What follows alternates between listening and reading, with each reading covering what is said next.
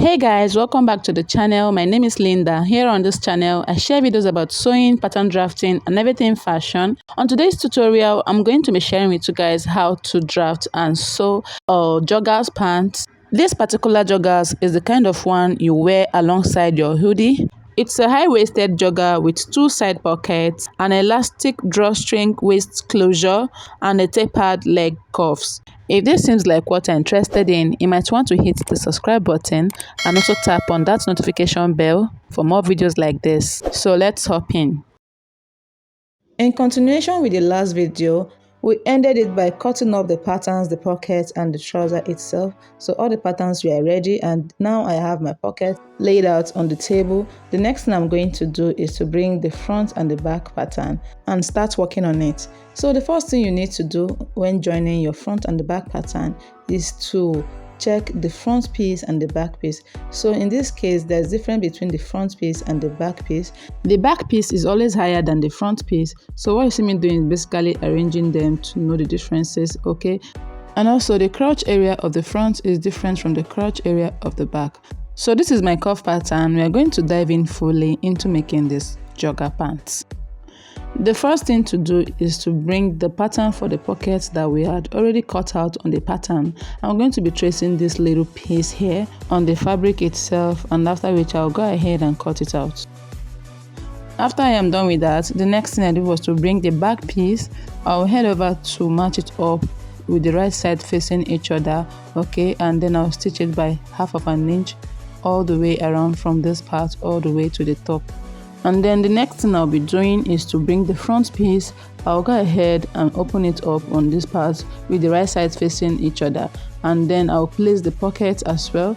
So I'll go ahead and allocate each pocket to the side that it belongs to and stitch it as well by 1/2 inch, just like this. And also I will repeat the same thing on the other one as well. And after I am done with that, I'll go ahead and work on the middle seam. So this is the back piece. I already joined it in the middle, just like you see me pointing. The next thing I'm going to do right now is to set it aside, and then for the front I'll fix the pocket facing, okay, so you can tell that I stitched and top stitch on it as well. Now I'm going to place them with the right sides facing each other and arrange it to become one piece. So I'll go ahead and place them this way, and I'll head over to the machine and stitch just like you see me pointing, making sure to follow the line. After I was done, the next thing I did was to notch this angle in order to give it flexibility. So this is what it looks like after I was done notching. The next thing to do right now is to open it up on the front side. I'm still going to arrange that part where I created the zipper fly. There is a notch there which will guide me into top stitching a straight line on the front like this, and then I'll also create a curved one like you normally see on your zipper fly. So this means that I've closed the front entirely. There's not going to be any opening there. The next thing I'll go ahead and do is to fix the rest of the pocket.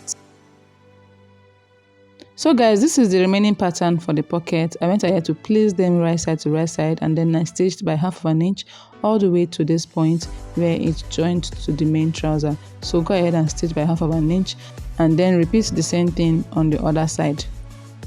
This is what I had after I was done stitching them up, and as you can see, my front piece has already become one piece. So I'll go ahead right now and place the back piece right side to right side facing each other with the front, and then stitch the sides to close it, and also stitch the other part as well. So go ahead and close by 1/2 inch just like you see me pointing, and then repeat the same thing in the middle.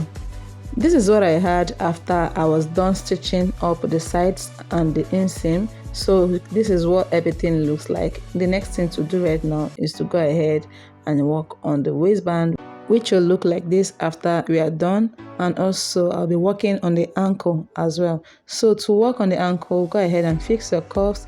I already have my cuffs ready to be stitched. So the first thing I'm going to do is to fold it vertically this way, and then stitch it vertically, and also repeat the same thing on the other part as well.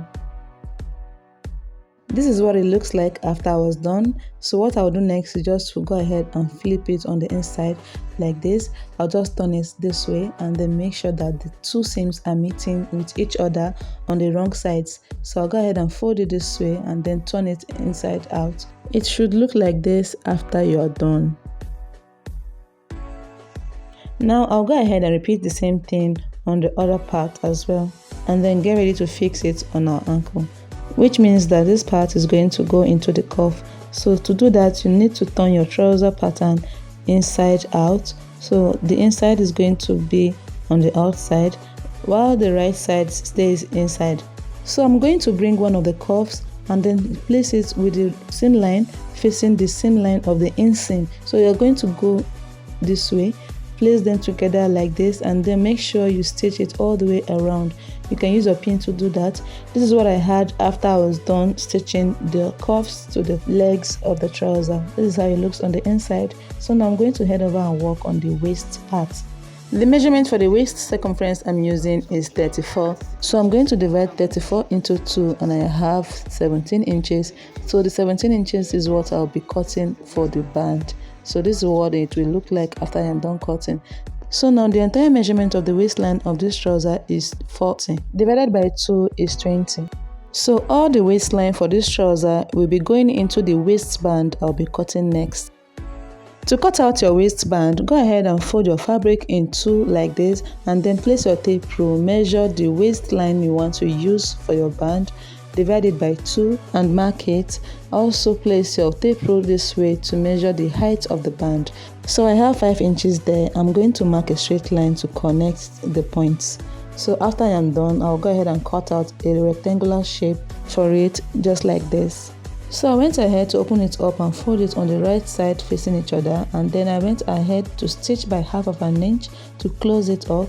So now I have a rounded one piece for the waistband, okay, and then I also have my elastic for it. So I'm going to be folding my elastic and I'll be stitching it the same way I folded the waistband, just that the elastic is a bit smaller than the waistband, but it's okay. It's going to look tighter and firmer when we are done stitching.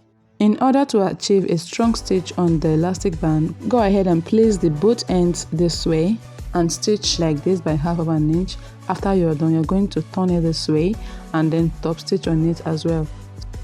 So I'm going to fold the waistband like this into 2 equal halves because I want to create an eyelet opening for it. So I'll go ahead and adjust it the way I want it to look like, with the same line allocated at the back of the pants. After I was done with that, I went ahead to mark a straight line in the middle to serve as the midpoint, and then I'm going to mark 2 dots on this part for the eyelet opening. Okay, this is just a guide for me to know where the eyelet will sit in. So this is how it looks like after I was done drilling a tiny hole on the marks I made. So I just folded it up to achieve this with my scissors. So the lead is also optional. So this is my elastic band after I was done stitching, and it's looking very intact judging by the way I stitched it. I stitched and top stitched on the back as well, and I'm loving the outcome. So guys, after I was done fixing my eyelets, the next thing I did was to turn it and fold them into equal halves. So I went ahead to just arrange it very nicely, and then I also inserted my elastic band in between the whole band. To do this perfectly, you need to insert and pin it alongside. As we are arranging, you need to pin it as well so that it stays where you leave it.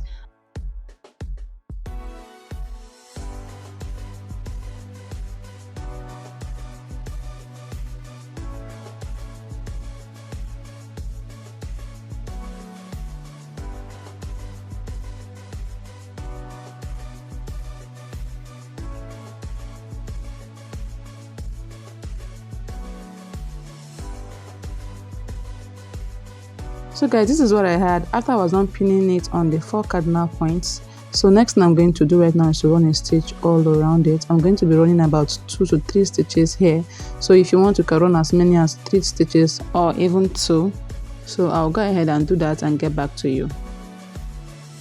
After I was done with the stitches, I went ahead to place my trouser pants this way. I'm going to be inserting my band into my trouser pants, so I'll go ahead and turn everything on the wrong side before doing that. So this is my trouser on the wrong side.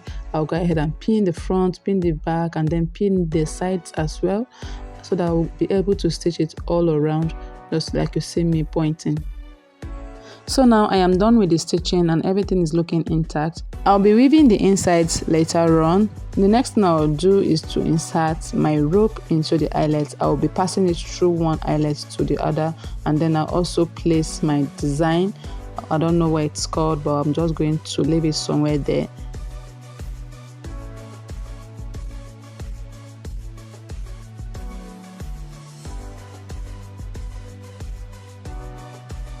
Before making these pants, I've already gone ahead to make the hoodie, and this is what it looks like after everything. So I'll go ahead and set it aside and finish the work I have. So this is what I had after I was done fixing the rope and the stickers. This is how beautiful everything came out looking like. With that being said, remember to like, share and subscribe. I love you guys. Bye.